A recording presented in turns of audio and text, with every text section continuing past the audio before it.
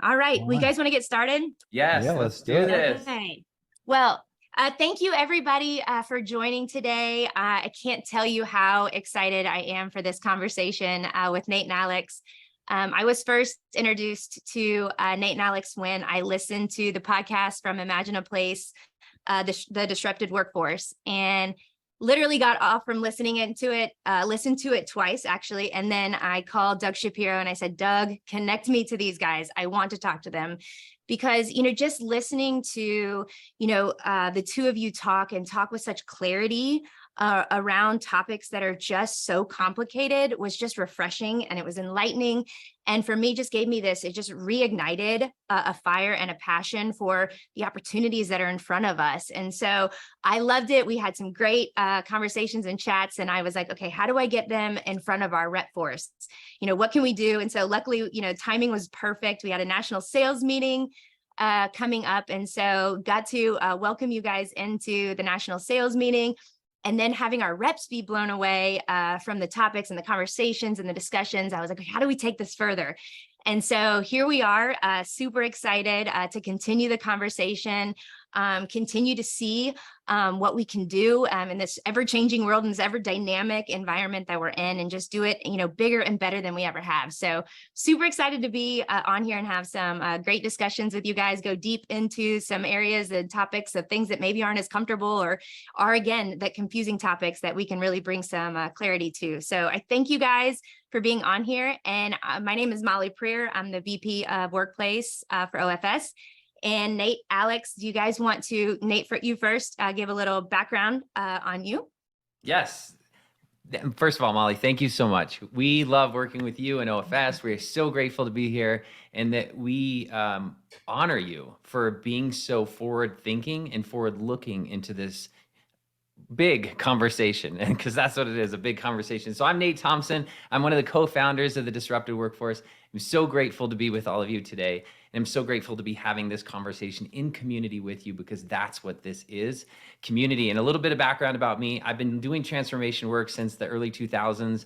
I've been in tech since the early 2000s, but I recognized something that I thought was pivotal way back then, which is our ability to understand humans and human intelligence will have a significant impact on the way that we lead our lives and run our organizations. So I pivoted my tech work into this human intelligence thing, right? Organizational development, organizational psychology, leadership, culture. How do all these things fit into what we do? And that led me into transformation work around the future work. Clear back in 2016, I started leading the first future work program in global asset management for Oppenheimer funds at that time. So I'm very passionate about this work. I've been there since the beginning on it, and I'm so excited to be here with Alex and Molly today. Hi guys, I'm Alex Schwartz. I'm actually a virtual chatbot. The real Alex Schwartz is grabbing a coffee right now. Molly, thank you so much for the generous introduction and for being our only listener that listened to a show twice in a row. So thank you for that. It's such a pleasure to be here with you all. My background is I worked in entertainment originally, and then I spent a little over a decade working in digital transformation work. So while Nate went deep in his work, I went wide. I was selling and helping implement 31 flavors of digital transformation across a number of Fortune 500 companies, across a wide variety of industries. And one of the things that really brought me to co-found the Disrupted Workforce with Nate Thompson was this realization that so many were focused on the promise and the efficiency of advanced technology and really not thinking about the human element enough. How do we marry these two things up in the right way? How do we think about culture? How do we think about what is the human evolution to meet this moment of increasingly advanced technologies? So that's a little bit about me. And again, thrilled to be here. Any questions you guys have, please drop them in the chat. We're going to get to a robust Q&A at about the halfway point, I think, of this. And yeah, let's dive in. Awesome. Oh, thank you both. So yeah, we'll get started. I think you started to touch on this a little bit, but just, kind of give us some context, some understanding around the Disrupted Workforce, why you came out with it and why what inspired you to start it and the value that's in it. Sure. So I'll start. So, We founded the Disrupted Workforce because we are living in the most disrupted and digital moment in the human history, the most disrupted and digital workforce in human history. And if any of you guys are feeling like things are a little shaky, a little uncertain, that it's all a little bit overwhelming, if you could just drop a high five or something in the chat, just so we can see you, just so we can feel you here in this session, that would be great. This pace of change has been unrelenting. Nate and I have both been working in transformation work personally and professionally for decades, as we both shared. A lot of that has been really unlocking the best version of ourselves and helping others to do the same. And our big fear, our trepidation throughout this is that a lot of people are going to get stuck. A lot of people are going to feel like an ostrich with their head in the sand and just want to ignore this. And you can't do that. And so our goal has really been to lift people up and out. And we do that through building community. We do that through our podcast. And we do that through emerging learning tools and events like this that we are actively pursuing to really help people get ahead, survive, thrive, and navigate this wild and dynamic future. Yeah, and I'll just add that this is a lot of people think that we've seen a lot of big tech advances in the past, and history has shown us that we usually do great with those, and it'll be like the mobile phone or the internet, and we'll be fine and all that. The one thing we want to say about this is we've entered a new era, and Alex and I are very, very focused on helping people through this new era. That new era is that we've left the information age, which we've been in for a long time. These are computers, right? This is the internet. These are mobile phones, software applications, right? The era that we just entered is the AI era, and it is going to be different. It already is. And the reason why, to give you some context, is this new tool is learning the knowledge base or corpus of human history, the human body of work that we call knowledge.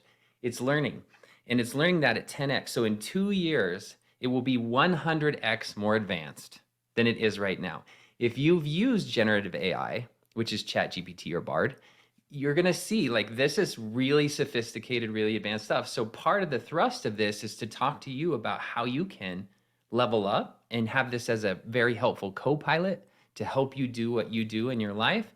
And so that you can be one of those people who prepare, navigate, and thrive through this thing. So the whole thrust of why we built this was to help you and be in moments just like this so that you can get the information you need and take it forward to improve your life, your work, and everything in your future. I love it. Well, then, as we're on this topic of AI, let's continue to, dissect that a little bit more. And let's talk about how it's going to change our roles, and what do we need to know to prepare for that and to be as effective as we can be in what we're doing, and how does that shift and change? Yeah. I'll start, Alex, and then you can jump in. So imagine having a friend, and this is really knowledgeable, sophisticated friend that is sort of with you all the time and can answer things infinitely faster than you ever imagined. And this friend is capable of almost anything at scale. So that friend or co-pilot is now generative AI. And these tools are able to talk with humans naturally in natural language. So you see it written on the screen or you hear it read back to you naturally through the language of humanity. And this is very, very different, but it's very powerful. So what are common ways that anyone could start to use this technology to help, to make things more efficient, to automate, to get perspective? So the basics are ask it a question. If you don't know something, you simply create an account, it's free, and you can ask questions about anything. It could be a general question, it could be a specific question, it could be a mathematical question. Anything is fair game because it's ingested all of that knowledge already. You can send it a picture of what's in your fridge and say, what recipes can I make tonight, or what might be missing in my fridge? Oh boy. Yeah. So, and these are called application programming interfaces that allow you to start to hook it to other things like Alex is talking about, but other basic things. You can ask it to help you with your business. You could say, how could I make this process more efficient? You could say, how could I research this topic? Like Molly Pryor. You could literally type into ChatGPT, hey, tell me about Molly Pryor. OFS and give me 2 recent examples of her work online. It will instantly, and I'm not talking about in 2 weeks. I'm not talking about in 2 hours. I'm talking about in 10 seconds or less. You're going to have internet links about Molly Pryor right in front of you with a background on her, links to OFS, recent things she's done, all right in front of you. So when Only you the think good that- stuff, though. Only the good stuff. Yeah, right, I'm sure. When you think about that in your daily life, think about how often you go to a Google search or how often you go to YouTube. This is a new co-pilot that is going to be your kind of go-to over time. Alex, what would you say? I think that's a really good overview of ChatGPT. ChatGPT 4, we understand, has up to 1 trillion permutations, so it's incredibly advanced. We read a lot. We nerd out on this stuff a lot, and we were both looking at a Harvard Business School article this morning that said, I think it was 68% of people surveyed believe that generative AI will deeply impact their work over the next 20 years. But only 26% said that AI would affect them in their day-to-day lives. And I laughed. I literally laughed out loud. Like, that's ridiculous. AI is already in all of our devices. AI is already recommending what show I should watch. AI is already in, Siri and all these other things that I use day to day. That's only going to become more pervasive. And so when you think about, ignoring this Cambrian explosion of AI everywhere, as we call it, would be akin to ignoring the birth of the internet. It's that significant. So when we begin to think about how to use it, it's very important to lean into it. It's very important to experiment with it. It's very important to try it. Organizations are going to be embracing it, putting their own APIs into it. I think the key point that I imagine we're going to get to is, how do we then begin to differentiate ourselves in this age where AI is doing more and more and more of things that we associate with our unique human abilities. And I think that's where it gets tricky. So on one hand, it's incredibly exciting because the efficiencies are there. We're reading stories about people that are taking on 4 jobs simultaneously because generative AI can do 80% of their work. And so for those folks, this is a game changer. They're winning, right? 4 times the salary, same amount of hours. That's fantastic. But for people who are afraid that AI might be disintermediating what it is that they do, that's a whole other layer of complexity. So I'll pause there because I'm sure we're gonna have a lot to say about that. But Molly, you tell us, where would you like to go? And that's where I want to go. So, the whole idea that, we as humans can't outpace an algorithm. Yeah. I love, understanding that we don't want to go down that path to think that we can or try to do that. So where do we play in this, and how do we level up as human, what that human experience is? How does that become super important? And being able to not be fearful, because as I was telling you in the beginning, like, I had a lot of fear, and I still have, some fear around this AI, and I'm sure I'm not alone in where that's going to go and how that's going to impact us. But what is it, and where can we focus, not only use it and benefit from it and lean on it where it's going to be better than us and it's going to outperform us, but then how do we level up ourselves and where it can't outperform us, that we can outperform it? Where are the areas that you see that, we play the bigger part? Yes. Molly, I'm actually going to take this right back to you as an example. So All right. when ChatGPT came out, it's free. In fact, for everyone on the call right now, if you have not created an account with ChatGPT or Bard, they're both free. Bard is Google's, ChatGPT 4 is OpenAI's. You can just start using it. If you haven't done that yet, do it. Do it today. Create an account.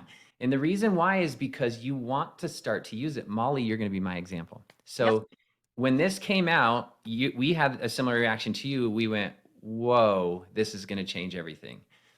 And then we started using it and we went, whoa, this is amazing. And I think you had a similar experience. So tell us a little bit about your initial reservation and then walk us through when you started to use it.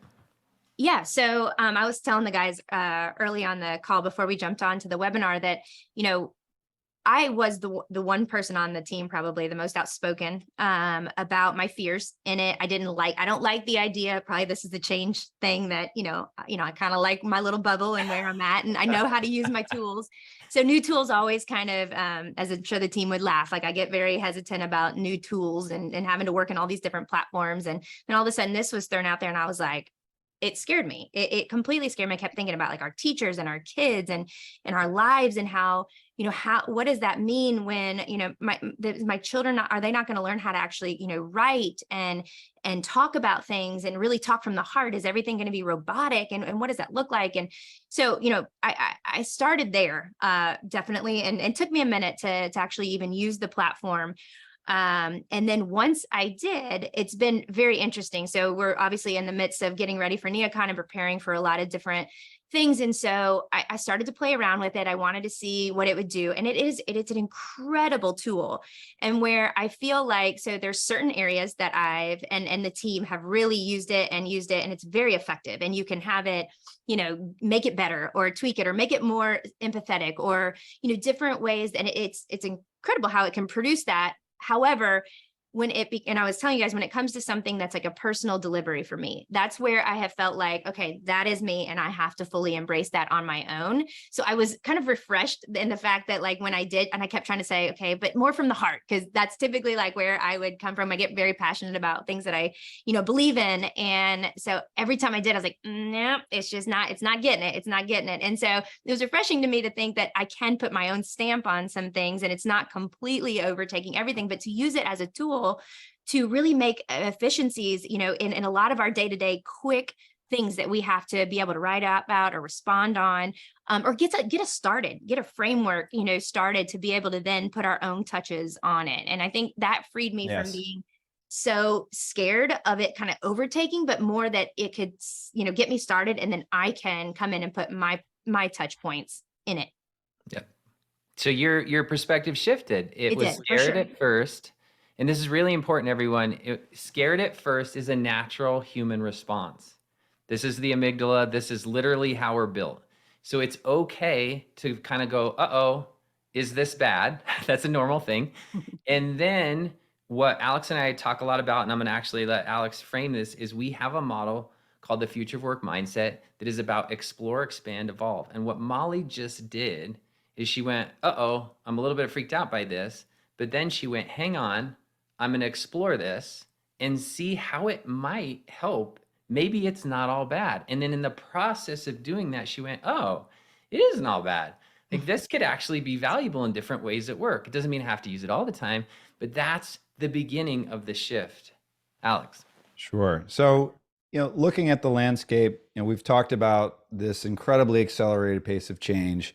And naturally in our roles, a lot of folks started to come up and say to us, really looking for Band-Aids. What company should I go work for now? What industry is going to be rising? What industry is going to be falling? What are the 2 or 3 new skills that I need that are going to be, evergreen for the next 5 to 10 years?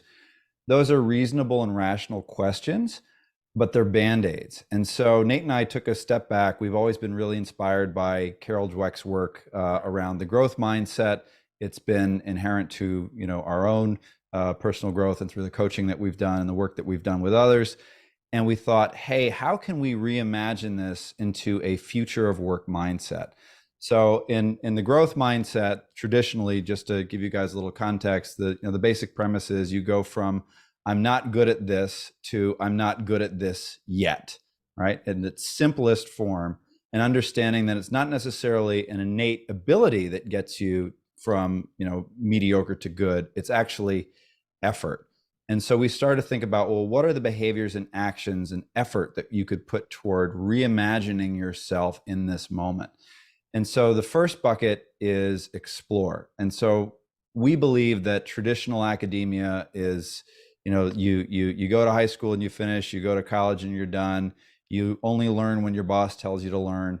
That is over. We must now all become continuous learners. Now, I hate the term continuous learning. It sounds like something that I heard in, 4th grade, homeroom. So we thought about it as an exploration. How can you bring that spirit of exploration and joy of learning so that you are learning every day, you're learning in the flow of work, you have curiosity about things, and you're not shutting down around them. The expand piece is really about resilience and identity. So luckily for all of us, we became a lot more resilient than we knew throughout the pandemic. We discovered more resilience than we thought we had, and we need resilience now in this moment as all these technologies are coming at us, and in particular, AI, which we're focused on today. So it's going to force us to not only meet it with grit and courage, but also for us to begin to adapt and change our identity. These old labels of who I was before generative AI, who I am after generative AI, who am I now, and having a much broader sense of self.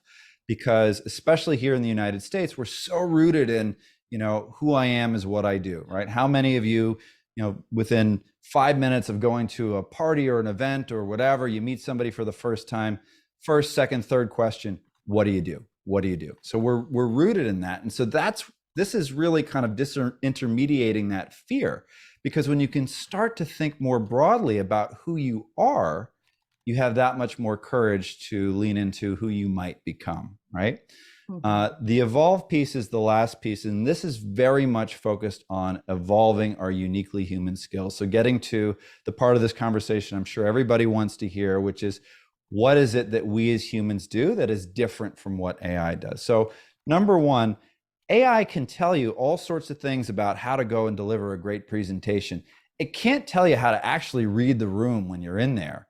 Has anybody seen the new movie Air with Matt Damon and Ben Affleck? There's this great moment in the movie Air where Matt Damon is pitching to Michael Jordan and realizes that it's not going well, and he completely reframes it, right? That's reading the room. AI will never be able to do that. So that social intelligence of how to interact with people, the nuance of people's language, the nuance of people's tells, that's so important now. Empathy, absolutely a superstar skill for the future of work. Having empathy for people, for everything that they're going through, and the ailments that we see that have continued throughout the pandemic, and thereafter, around mental health and burnout and all these things that are still, right here for so many of us. Being able to have those conversations. Now, I can go to ChatGPT-4 and say, hey, my colleague just came to me and they said, Alex, I just don't know how to make it work. My kid's really sick, and I got, another member of my family that's suffering from XYZ disability. I may have to take a step back of work. And, it can advise me as their boss or manager, how might I approach that conversation, but holding space, making them feel seen, heard, giving that human element to them that you were talking about, Molly.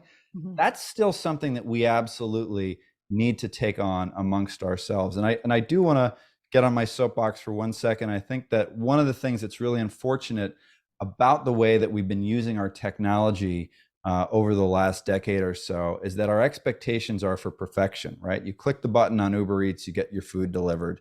You use this app, it does this. You send this message, you get this. It's predictable results in seconds.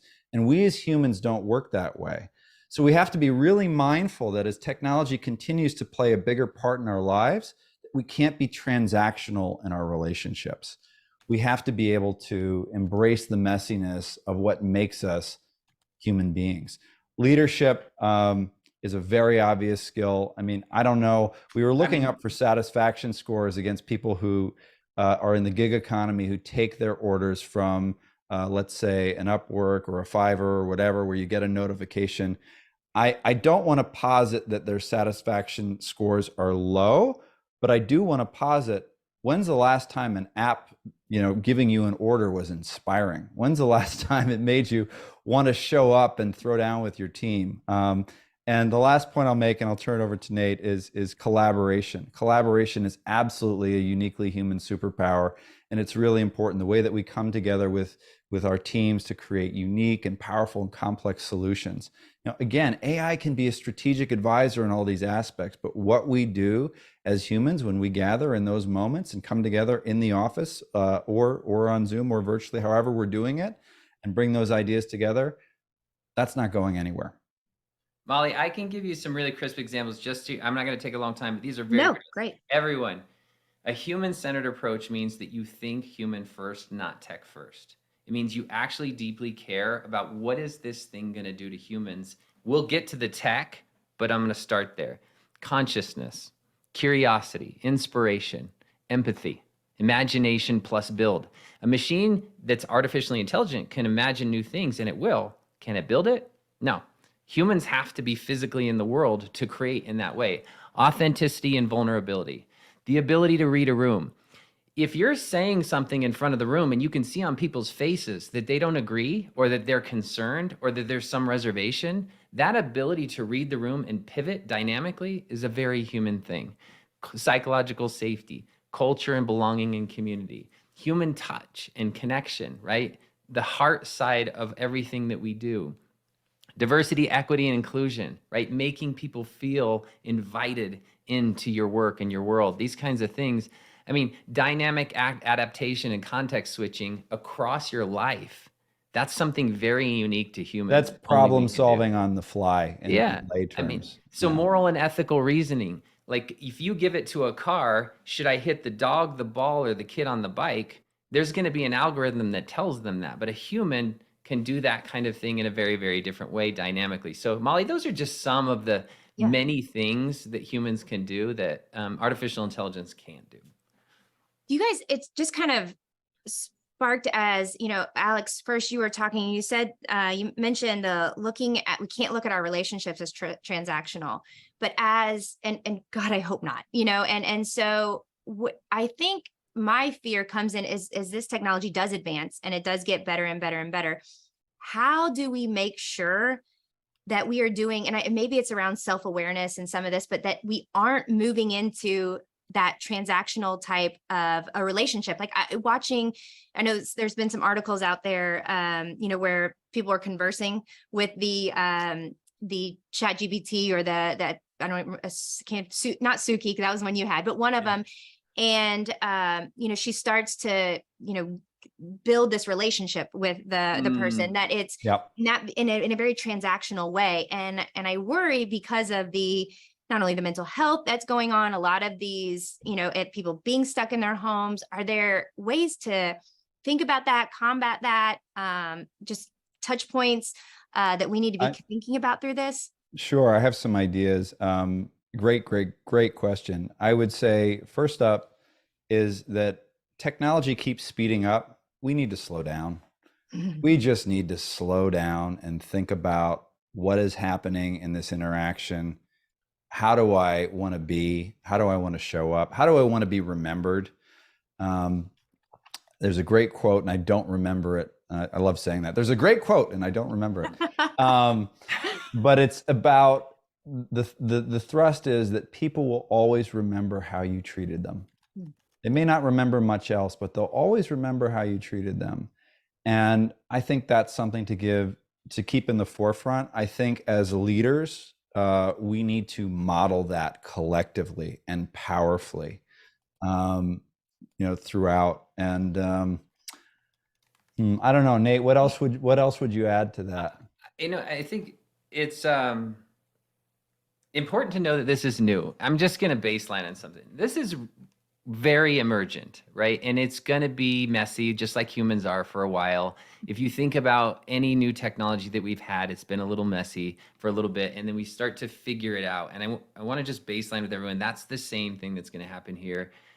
We're going to have to figure out how we interact, human plus digital. We're going to have to figure out how we separate real relationship from machine relationship. We're going to have to figure out where should this be used at work and where should it not be used at work.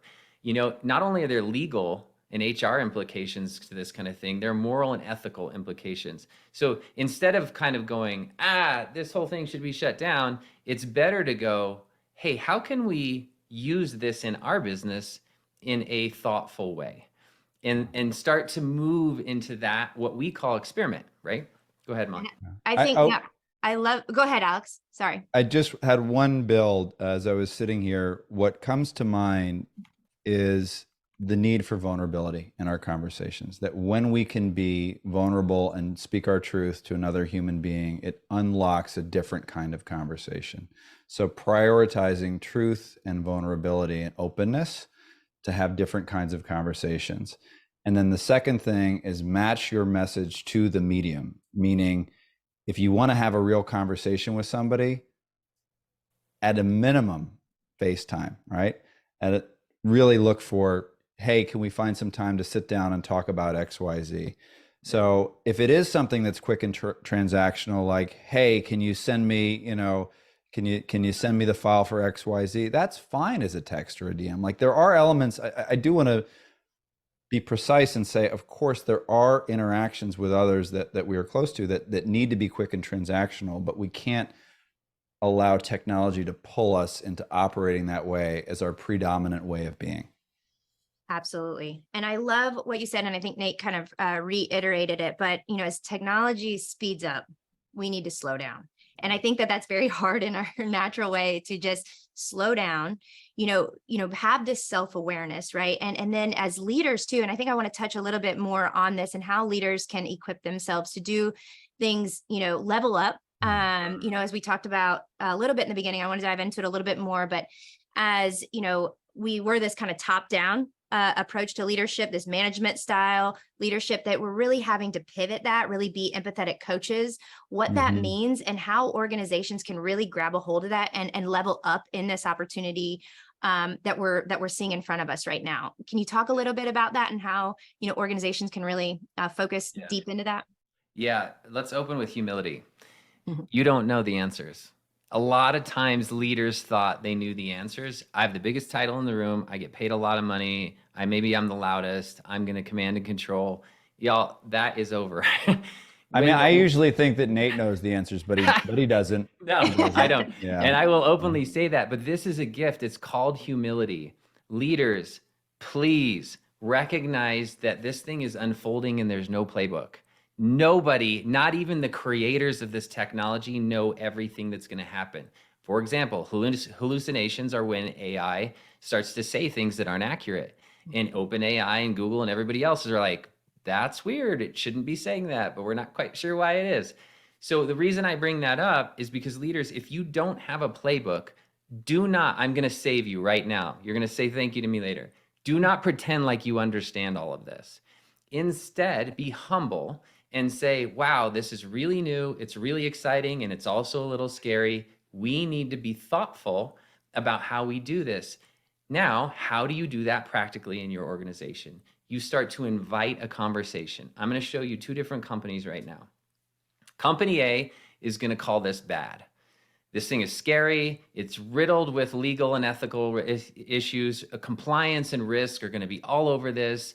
Stay away from this. We don't want to be in trouble.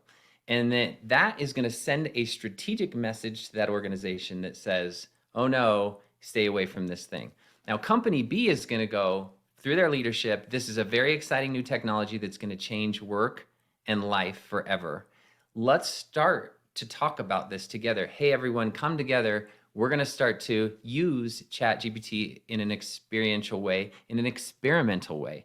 And we're going to figure out where to put the guardrails for now. And I say for now because you might go, initially, we didn't want to do this, but we figured out how to do it safely 2 months later.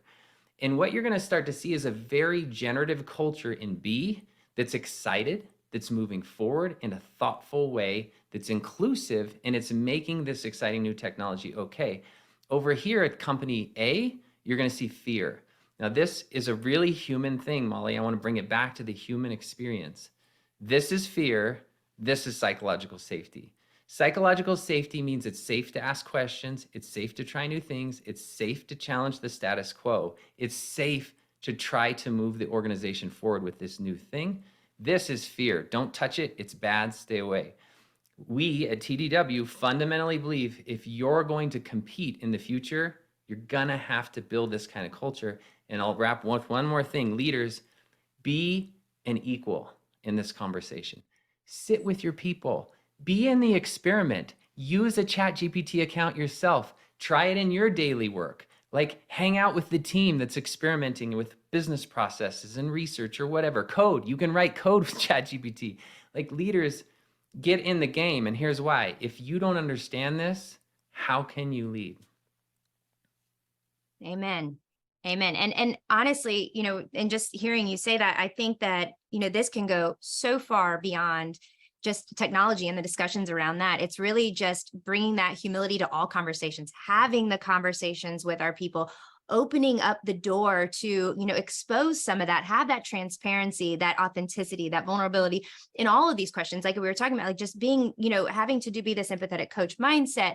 Yes. What does that look like having, in any conversation that we're having as we go forward, in our workplaces, whether it's a discussion on hybrid, in the future of that, or the 4-day work week, or whatever, those conversations, those challenges, because there's so much going on right now and a lot of questions being asked. And anytime we have clients in and, they ask, like, kind of what would we encourage a company to do first? It's talk. Like have a conversation, because I think the more that we try to sit up here, like you're saying, and make these decisions for our organizations, because we think we are the smartest ones, and we're just hurting ourselves and hurting their cultures and our companies and the opportunities that they have to go forward. It's like, that's why I was like, no changes have to be made. Just talk, just like start with a conversation, and that will slowly start to evolve the organization as a whole, and open those doors up broadly.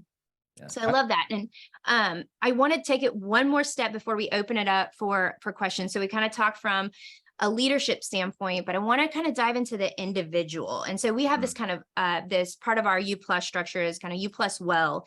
And we really talk about being holistically well and what that means and how do we take care of ourselves through all of this and stay in tune. We talk about self-awareness.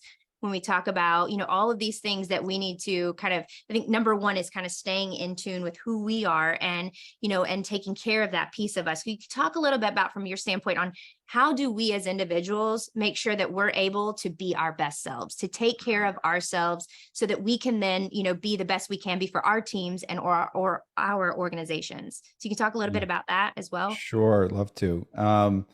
We had the CEO of Kripalu on the show not long ago. Kripalu is a health, wellness, and yoga center up in Lenox, Mass. They've been around for about 25 years or more.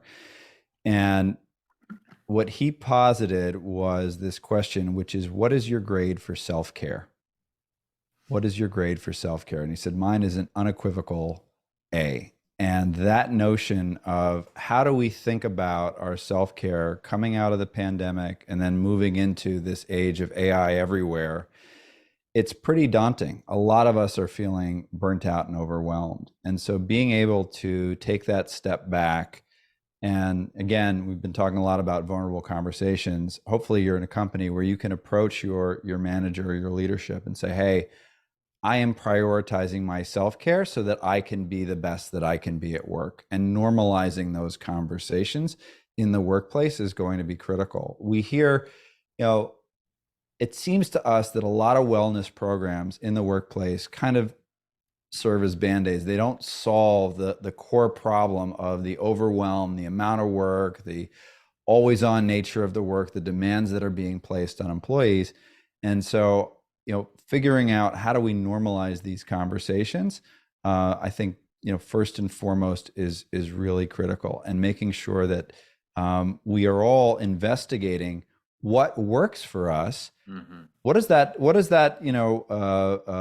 Swiss Army knife of tools look like for each of us as individuals? Because what I do to make myself feel balanced may be very different from what you do, Molly, or what you do, Nate. Yeah. And for me, I went to, an ice bath this morning. I sat in, freezing cold water for over 3 minutes, and that helps me. I meditate. Sounds like a nightmare to me.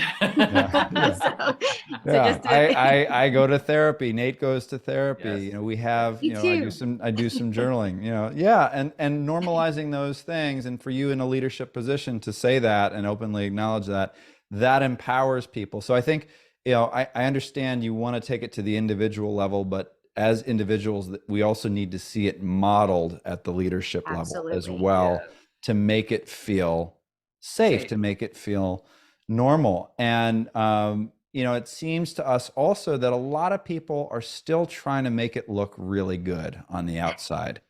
They're trying to make it look good. They're living what I call, my so-called Instagrammable life. Everything looks good. All the pictures look good. And they're just really suffering. And you don't have any idea because they think everybody else has it together. Right. And so social media in some way has kind of weaponized this version of the ideal self, or we're all just so perfect, and we're not. Nate's perfect. I'm not perfect. No. Molly, I would like to add one thing. Alex, everything you said is so beautiful and actually works in a sequence. So if you take good care of you, then you're able to start to elevate and level up like Molly's talking about. But if your cup is empty, you can't deliver in your personal life, at work, in your community, with your kids, at wherever you're trying to. So there's this kind of fundamental order of operation that has to happen. Take care of you, do what you need to do to be your best self in that way. And then you can start to move into something that Alex and I are going to tell you is going to happen. I guarantee it, like the sun coming up. You're going to have to change. If you keep being the old version of you, you are not going to be the best version of you in this AI era, in this new future, this disrupted and dynamic workforce that we're all living in. And I don't mean wholesale change. You get to keep the best parts of you, 100%. But there are some parts of you that have outlived their usefulness. Yeah. And you need to take a look at those and start to go, what is the next best version of me?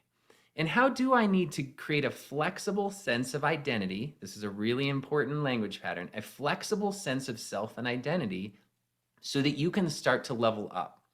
And that's going to mean having these conversations like Molly's talking about.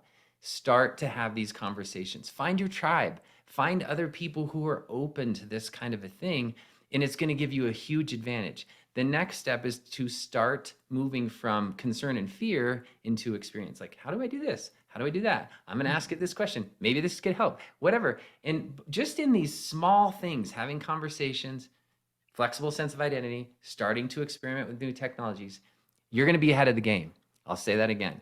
You're going to be one of the people who's ahead of the game. And then our request is very clear. Help others.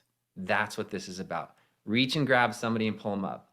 Help them make the shift, right? Whoever they are, so that each one reach one, each one teach one, right? We just start to pull people up. I love that. I love that so much. And I was going to ask another question, but I feel like that's a great way to just sum up the conversation and just ask that people to put into the chat if you have questions. But I will just say, as where people can put in their questions into the chat, just one of the things, I think we've kind of touched on, but just to kind of summarize up a little bit. So if I'm an organization and I'm sitting here right now, and I think we've really nailed a few of these down, but just to summarize, what are the most important things I can do right now? Explore, expand, evolve. Yeah, you might be like, oh, that's too simple, Nate. You're oversimplifying it. I am so not kidding. Alex and I, we've been in change work our whole lives. We've been leading it personally. We've been in corporations. I promise you this, it's universal. If you just start to explore what's going on, you're going to get more and more comfortable. If you explore with others, you're going to get to this thing called shared awareness, understanding, and experience. And that thing changes everything. It changes your mind. It changes your biochemistry. It changes your experience. So in that exploration, you naturally start to expand.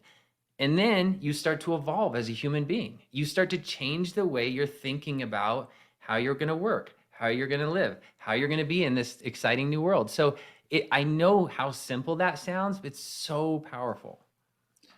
Having that spirit of curiosity and that intention of experimentation are going to be so critical.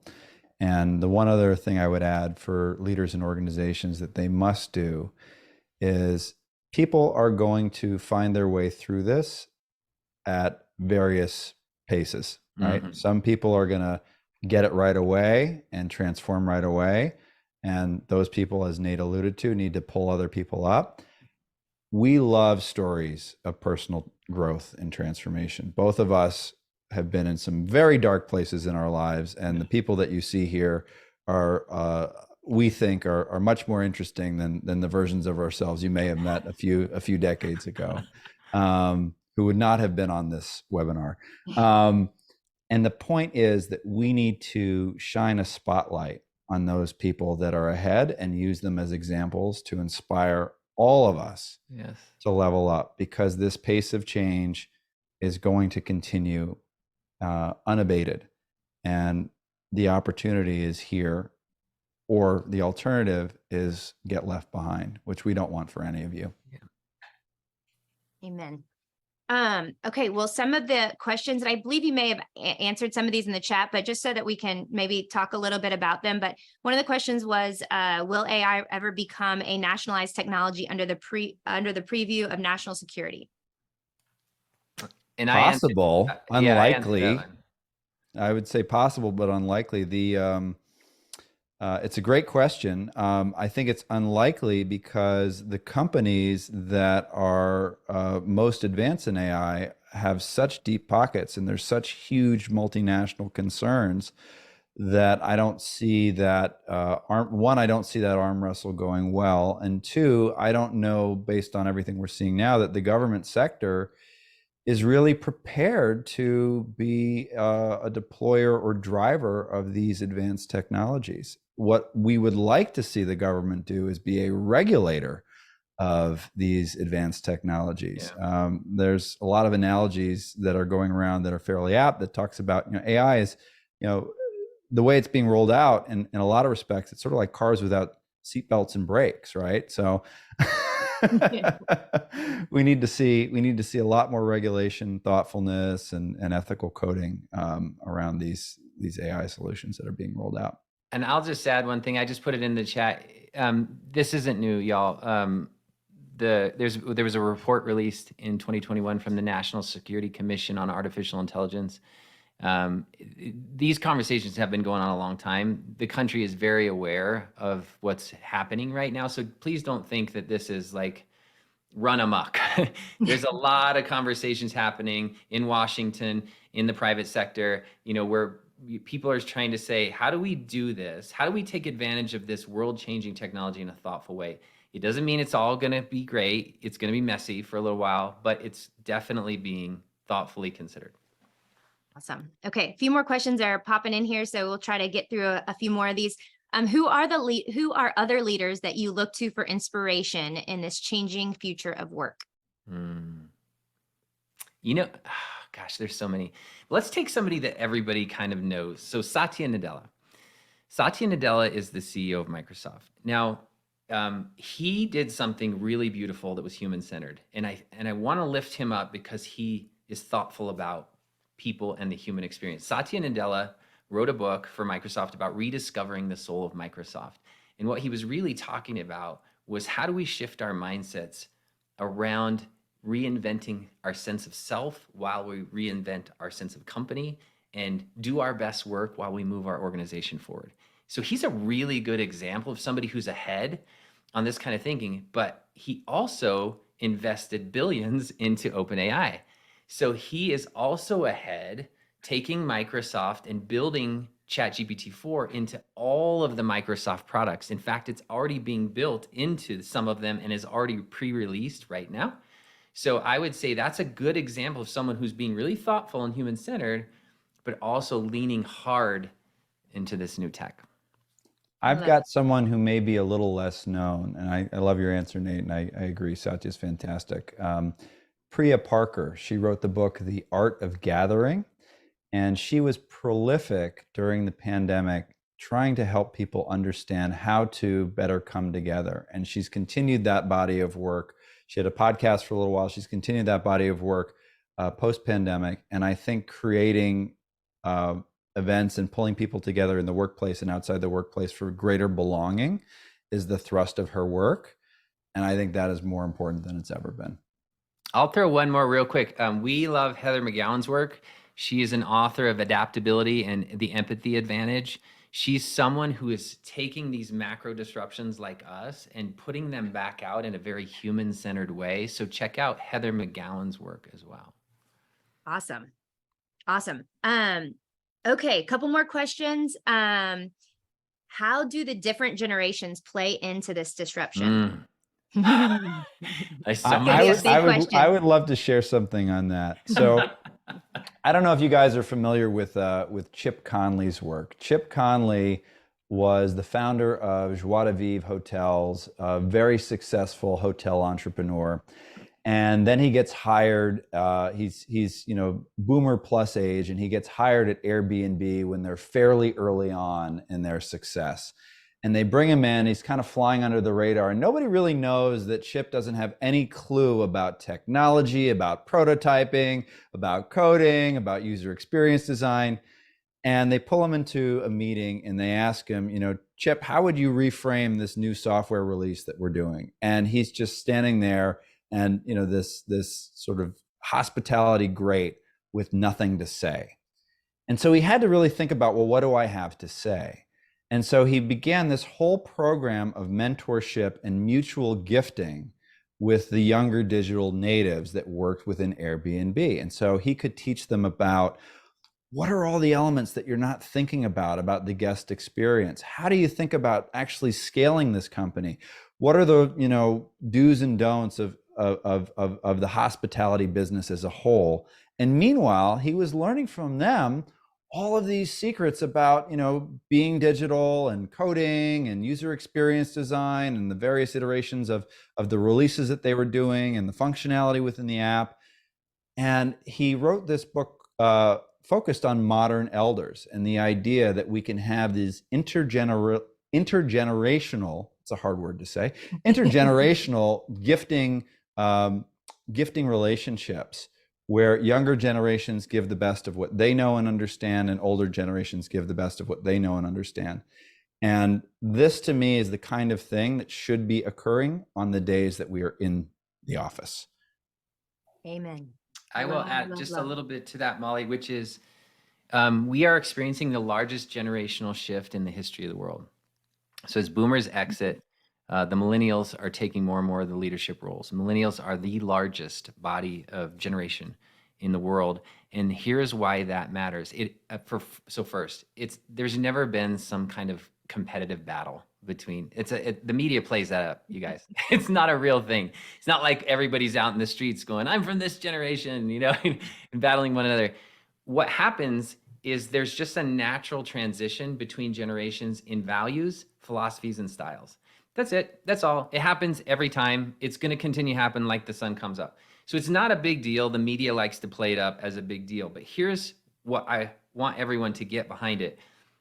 Those values and philosophies and that technical acumen that Alex is talking about is fundamentally changing the way organizations are run, because it is a different generation, and that's okay. Every generation does this.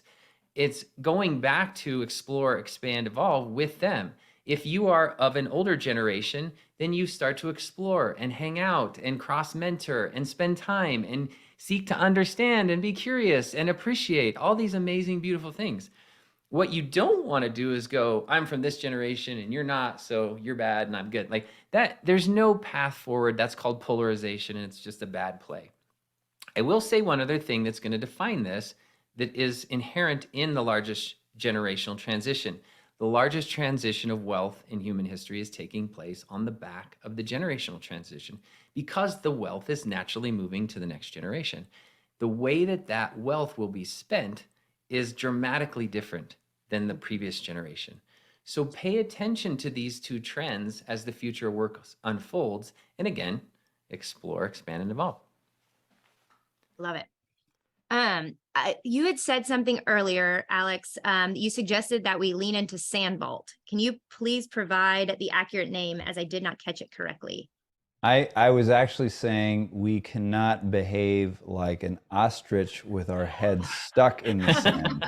I was wondering, I'm like, I don't remember Sandvault, but okay. Sandvault is this new OpenAI initiative that's rivaling Midjourney in its creative prowess. So the ostrich in the sand is, Got it. Can you share 3 tips to adjust better to this new technology? Mm-hmm. Get an account. 3 words. Get an account. Yeah, start today. There's nothing that we can say that will give you as much insight, understanding, and comfort as if you just create your first account. If you want to do Bard, that's Google. If you want to do OpenAI, do that. And then start to type your first, they're called prompts. So if you think about how do you interact with AI, the human creates prompts. And a prompt would be something like, is there any current research on generative AI? Or how should I go about planning my day? Or what's another spice that I could use in this dish? Or I don't care, write about how should I think about my kid making a transition into 6th grade? Anything. Just start. Yeah. Just start. I would add that point about prompts, what you're seeing, so for anybody that's kind of tracking what's going on with AI generated art, obviously there's a lot of controversy and understandably so from graphic designers about how programs like DALL-E, Stable Diffusion, and Midjourney were trained. What is the intellectual property rights of those artists, so on and so forth. But on the other side of that, AI generated art is winning awards. What people don't really talk about is the people that are actually winning awards with these programs have gotten really, really good at putting in the right prompts. They're working again and again and again. There's a tremendous amount of effort that goes into from creating crappy AI generated art to great AI generated art, right? There is a spectrum of excellence that occurs. And so learning how to write good prompts is, to Nate's point, something that you can only learn from experimentation. Obviously, you can look on YouTube, you can do Google searches, you can even ask, ChatGPT, how do I learn how to write great prompts?